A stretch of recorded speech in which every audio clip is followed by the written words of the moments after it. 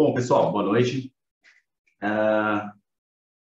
Paradigma, ele é um conceito extremamente extenso, né? Ele é muito abrangente, pega todas as disciplinas que a gente pode imaginar, filosofia, ciência, e educação, e por aí vai. Então, eu não tenho a pretensão de abordar tudo aqui hoje, não tenho nem competência para isso, mas é um tema tão legal e tem tanta informação na internet, é tão rico, né, no YouTube, em todos os lugares, que eu acho que se eu conseguir aguçar a curiosidade de vocês para continuar pesquisando sobre o assunto, eu já estou satisfeito, porque realmente é um tema muito legal. Deixa eu clicar aqui. Então, o conceito, né, a definição por si só, já possui muita diferença. Se eu definir o que é um paradigma em relação à ciência, ele é diferente da filosofia, é diferente da educação, é diferente do comportamento da sociedade. Porém, a gente pode simplificar e dizer que é um padrão, um modelo adotado. E esse padrão, esse modelo adotado, quando a gente fala de comportamento, que é o que nós vamos abranger aqui hoje, seria um conjunto de hábitos. Todas aquelas nossas verdades que foram programadas no inconsciente durante toda a nossa vida, principalmente na infância, e que se tornaram crenças. Então, em alguns momentos aqui eu vou falar paradigmas, em outros momentos eu vou falar crenças. Nesse caso aqui, sinônimo, tá? Nossas verdades são aquele conjunto de coisas que a gente aprendeu, que a gente considera como que a gente acredita, tá? E a proposta aqui é o seguinte: nós, como espíritas, a gente tem como objetivo principal, eu entendo dessa forma, pelo menos, que é evoluir. Como que a gente faz para evoluir? E a gente tem, dezenas, se não centenas de manuais de instrução na literatura espírita, dizendo como nós devemos nos comportar, como nós devemos pensar, acima de tudo, que vai refletir no nosso comportamento. E isso a gente tem aí, nossos livros espíritos, no Evangelho, nas obras de André Luiz e por aí vai. Tá, mas como que a gente consegue mudar o nosso comportamento, usando sabiamente o conhecimento desses paradigmas, do qual eu vou explicar aqui hoje? Primeiro, eu acho legal separar o que é conhecimento e sabedoria, né? Se eu disser, por exemplo, assim, quando estavam fazendo a sopa solidária do Caritas na semana passada, se eu disser para vocês assim, olha, haviam 30 pessoas trabalhando na sopa. Tá, isso é um dado. Esse dado ele não foi elaborado, ele não foi analisado, ele simplesmente é um dado. Tem 30 pessoas trabalhando lá. Porém, se eu elaborar isso e disser que dessas 30 pessoas, 10 estavam lavando os legumes, outras 10 estavam descascando batata e outras 10 estavam mexendo a panela. Aí, eu já tornei esse dado uma informação. Ou seja, informação é um dado que foi processado, certo? De posse dessa informação, eu adquiri o conhecimento de que não tem ninguém na embalagem. Quem está colocando a sopa na embalagem para poder distribuir? Ninguém. Aí vem a minha sabedoria em utilizar, de posse desse conhecimento, fazer alguma coisa para resolver o problema. Então, eu vou, baseado em tudo aquilo que eu aprendi durante a vida, todos os conhecimentos que eu acumulei durante a minha vida, isso me tornaram capaz, ou não, né, sábio o suficiente para conseguir acertar a situação. Eu vou colocar, sei lá, eu pego o Luiz que está lá descascando batata e falo, não, Luiz, você não tá descascando essa batata direito, vou colocar você para embalar. Vou pegar o Carlito que está fazendo tudo errado, vou colocar ele para contar piada para deixar o povo animado. E por aí vai, né? Isso, o que eu fiz? Eu peguei o meu conhecimento, usei ele de forma sábia e consegui atingir um resultado positivo. Então, o paradigma, ele é uma programação mental, certo? Ela foi adquirida principalmente quando a gente era criança e a gente foi evoluindo com isso. E esses paradigmas, eles transformam eles ditam como nós vamos enxergar o mundo. Eles mudam literalmente a nossa percepção da realidade. E as decisões, a maioria das decisões que nós tomamos, e portanto dos comportamentos que nós temos, elas vêm do inconsciente, elas são ditadas pelos paradigmas. Então, é correto dizer que nossas decisões são a manifestação das crenças predominantes no inconsciente de uma pessoa. Logo, se ela tem crenças que são crenças boas, maravilha. Normalmente as pessoas têm crenças boas, crenças ruins, eu vou falar mais em detalhes sobre isso lá na frente. E o conjunto disso, esse conjunto vai definir a sua personalidade, como você se comporta e principalmente como você percebe o mundo. E o como você percebe o mundo dita como você se comporta, certo? Então, olha só. Aqui, nessa imagem, aqui, ó, vocês estão chegando na minha seta, né? Essa imagem aqui, quem enxerga por este ponto de vista, vai dizer que o que está criando essa sombra é um cubo ou um quadrado. Por outro lado, quem enxerga por este ponto de vista, vai dizer que isso aqui é um círculo ou um globo, quando na verdade é um cilindro. Ou seja, existe aquela frase que o pessoal fala assim, existem várias verdades, cada um tem a sua. Mais ou menos. A verdade, na verdade, é um só. É uma só. Isso aqui é um cilindro.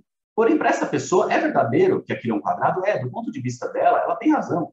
Ou seja, ela chegou àquela conclusão, não porque ela é louca ou porque o cérebro dela não está funcionando direito ou qualquer coisa assim. Não, porque diante daquilo que ela acredita, das crenças que foram programadas no consciente dela ao longo da vida, da onde ela está, aquilo realmente é um quadrado. E da outra pessoa, a mesma coisa. Então, quando a gente vai entrar numa discussão, vamos chamar assim, até que ponto a gente simplesmente está querendo impor a nossa verdade sobre o outro, porque a gente tem certeza absoluta de que aquilo é o correto, ou o quanto a gente está disposto a ponderar, analisar, para ver outras formas, outros pontos de vista e o quanto aquilo faz algum sentido ou não. Albert Einstein disse que é mais fácil desintegrar um átomo do que um preconceito. E segundo o dicionário, o preconceito é o conceito ou opinião formado antes de ter os conhecimentos adequados, opinião desfavorável, concebido antecipadamente ou independente da experiência ou razão. Poxa, assim, às vezes a gente olha para uma pessoa e em 2 segundos a gente cria um julgamento. Poxa, a pessoa, sei lá, tem 40, 50, 60, 80 anos de idade e acha que em 2, 3 segundos você vai olhar para a pessoa e falar, esse é daquele tipo XYZ, eu já sei bem como é que é. Isso é um preconceito. Você estabeleceu uma opinião muito antes mesmo de avaliar. Ou seja, você deixou de avaliar, você deixou de se dar a oportunidade de conhecer mais, de ouvir e de entender a situação. Porque você já tinha uma crença, você tem alguns programas mentais dentro do seu inconsciente que simplesmente vai lá e te dá uma resposta pronta e muito rápida. E aí, procurando no material espírita, eu encontrei aqui um artigo escrito há 160 anos atrás, eu acho muito legal a data, né? Porque 1862 tinha o quanto que as pessoas já sabiam naquela época, aliás, até 1800 foi uma data muito rica de informação. Esse aqui eu vou ter que ler, gente, não tem jeito. Aqui diz assim, não há quem não tenha notado quanto as coisas mudam de aspecto conforme o ponto de vista sob o qual são consideradas. Quem vê algo de cima de uma montanha o acha insignificante, ao passo que lhe parecerá gigantesco quando visto de baixo. Isto é um efeito de ótica, mas que se aplica igualmente às coisas morais. Os pesares da infância também têm uma importância relativa, sendo tão amargos para a criança quanto para os que alcançaram a maturidade. Por que então nos parecem tão fúteis? Por que não mais os sentimos, ao passo que a criança os sente completamente e nada vê além de seu pequeno círculo de atividades? Ela os vê do interior, nós do exterior. Suponhamos um ser colocado, em relação a nós, na posição em que estamos em relação à criança. Ele julgará as nossas preocupações do mesmo ponto de vista e as achará pueris. Aqui ele colocou, né, que vamos supor, a gente enxerga a criança de uma posição e se tiver alguém enxergando a gente na mesma posição em que a gente está enxergando a criança, ele vai julgar a gente da mesma forma. Tá? Como tudo... existe um capítulo, né, de julho que eu peguei aqui que chama ponto de vista. Olha que legal. Como tudo isso muda de aspecto quando pelo pensamento sai o homem do vale estreito da vida terrena e se eleva na radiosa, esplêndida e incomensurável vida do além-túmulo.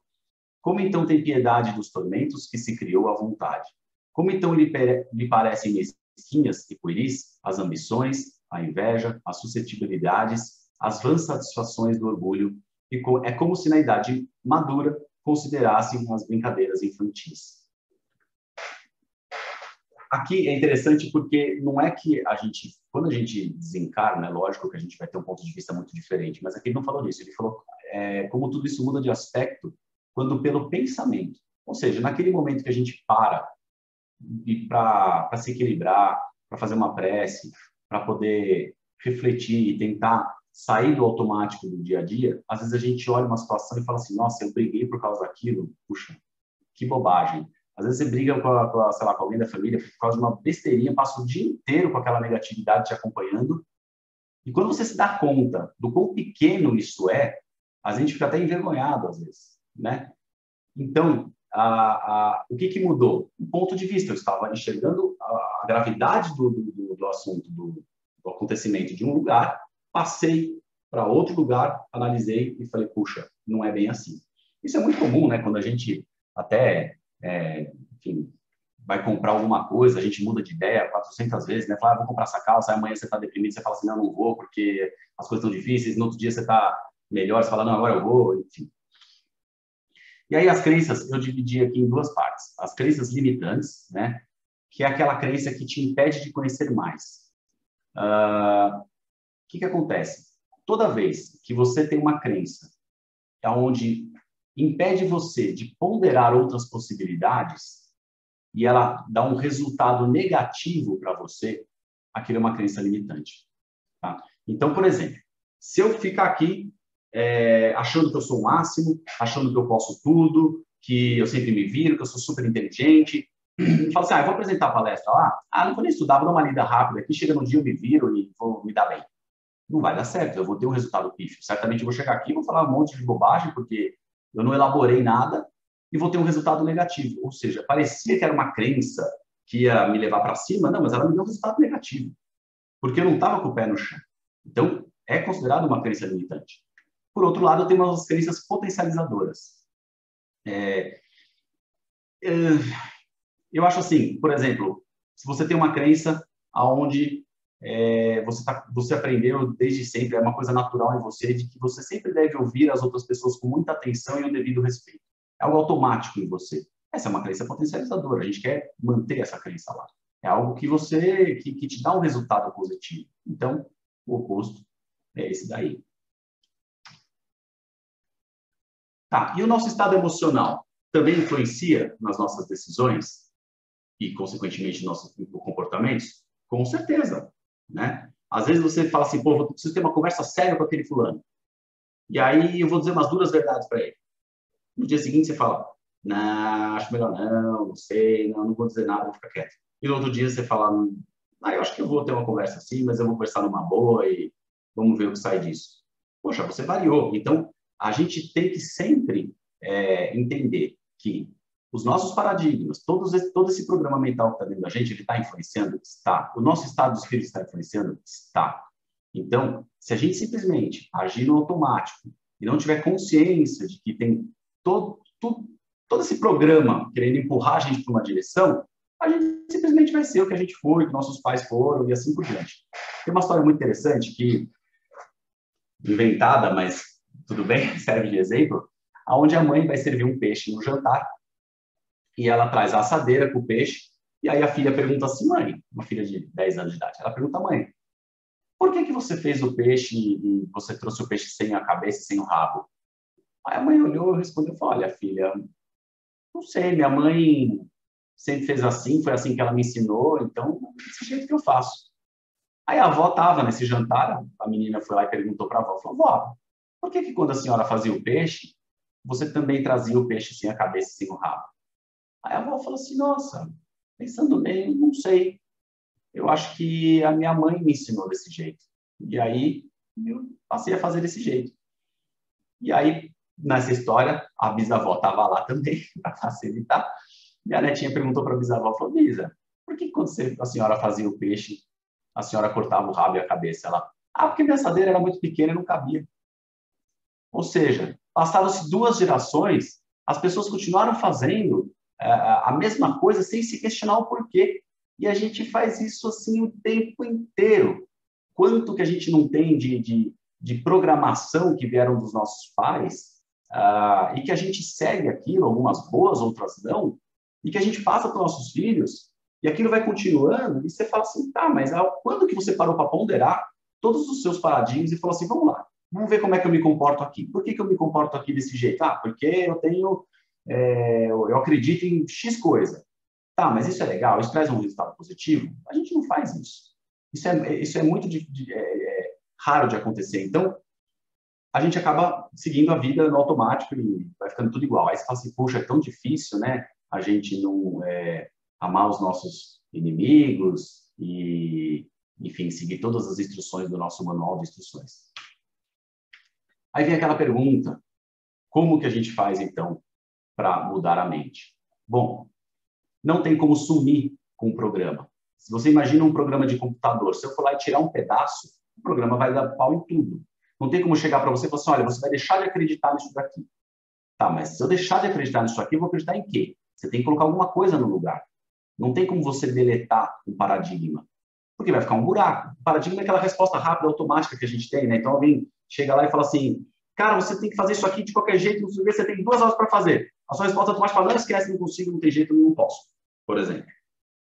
Se você não tiver alguma coisa que te dá uma referência, se você consegue ou não fazer aquilo, você vai bugar, você vai falar assim, você vai ficar ali babando. Então, como que a gente desenvolve uma técnica? Primeiro passo é a gente ter consciência de que a gente tem uma crença. Isso aqui, assim como a gente vai, por exemplo, no psicólogo, no psicanalista, vamos supor, sei lá, você está com problema no casamento. Você não vai lá só para colocar a culpa no outro. Tudo bem, você pode começar desse jeito, mas o psicólogo vai tratar você. Ele vai começar a fazer você ter consciência das coisas que você está fazendo e que você pode fazer diferente. Ele não vai falar do que a sua mulher tem que fazer através de você. Isso não vai funcionar. Então, você tem que ter consciência de que você tem uma crença, e essa crença é uma crença limitante que está atrapalhando o seu resultado e vão ter que tratar. O segundo aspecto é a aceitação. Não adianta você ter consciência que tem uma crença se você não aceita que ela está interferindo no seu comportamento. Com certeza absoluta, ela está interferindo no seu comportamento. Exemplo, vamos supor que você acredita que sempre as pessoas estão tentando te enganar, sempre tentando te passar para trás, que todo mundo está agindo por interesse próprio. Tá, mas eu falo assim, mas isso não está interferindo no meu comportamento, no fim eu me viro lá tal, e não está mudando nada. Poxa, morreu na praia, não adianta nada. Então, aceitação. O terceiro passo é uma correção progressiva, né? Essa correção progressiva não dá para você chegar lá e deletar um negócio e colocar outro no lugar de um dia para a noite. Algo que foi programado ao longo da sua vida, na sua infância, por tanto tempo, você praticou aquilo 30, 40, 50, 60 anos ou mais, e você fala assim, agora eu vou deixar de fazer isso? Nossa, esquece isso, não tem como você dar água para o vinho. É um processo que a gente faz aos poucos. Por exemplo, se eu chegar para você e disser assim, olha, você tem que subir essa montanha. Ah, não dá. Tá, mas se você subir uns 5 metros hoje, 5 metros legal. Mas sobe 5 hoje, depois 5 amanhã, depois 5 amanhã, depois de amanhã. E assim vai indo até um dia que você fala, nossa, subi a montanha, eu sou capaz de subir a montanha. Você começa a mudar, a acreditar de forma diferente. Então você sobrepôs uma nova crença em cima daquela. E aquela antiga vai ficar desativada, vamos dizer assim, porque apagar ela não apaga.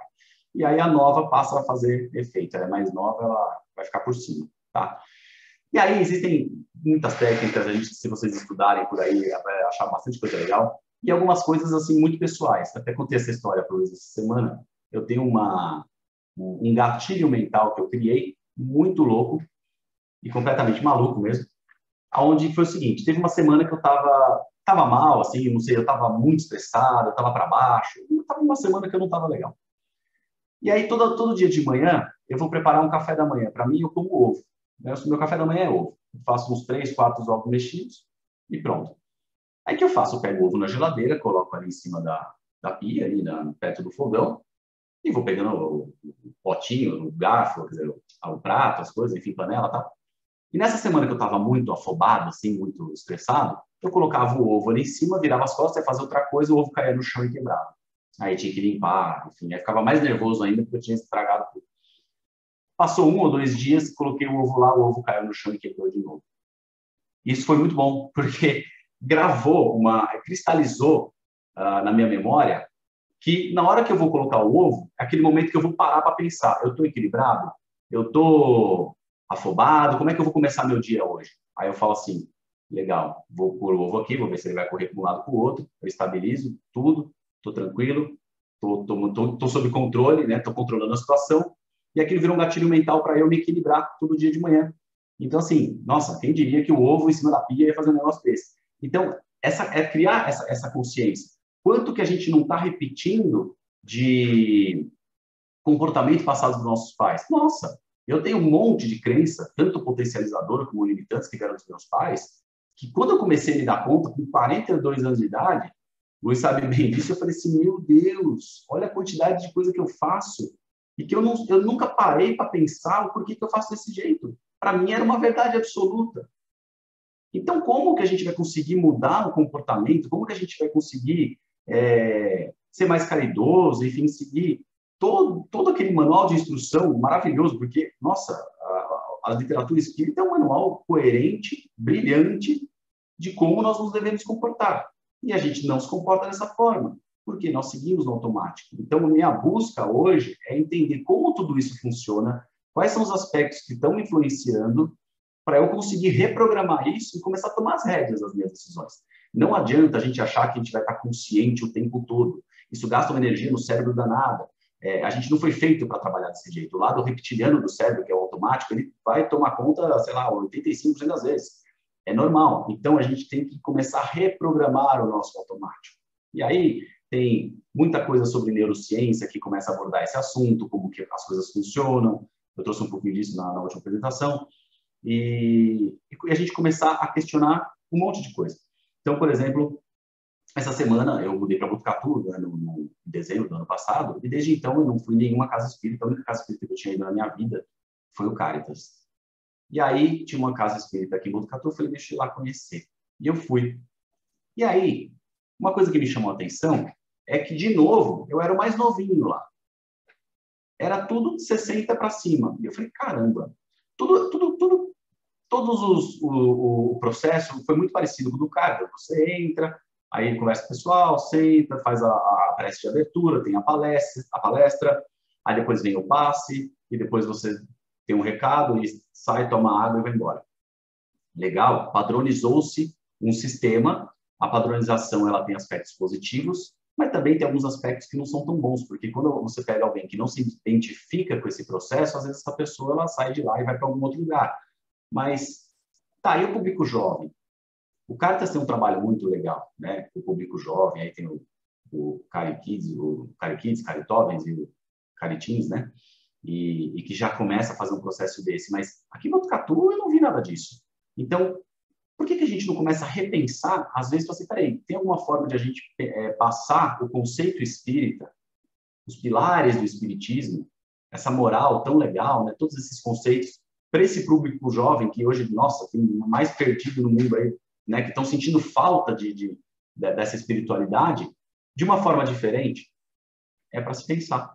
Mas, normalmente, a gente não pensa. A gente pensa assim, o espiritismo é assim, está acabado. Não que também tem que chegar mudando tudo, chutando a porta, não. Mas, assim, começar a questionar as coisas. Não fazer porque alguém falou para fazer, você está fazendo, nem parou para pensar.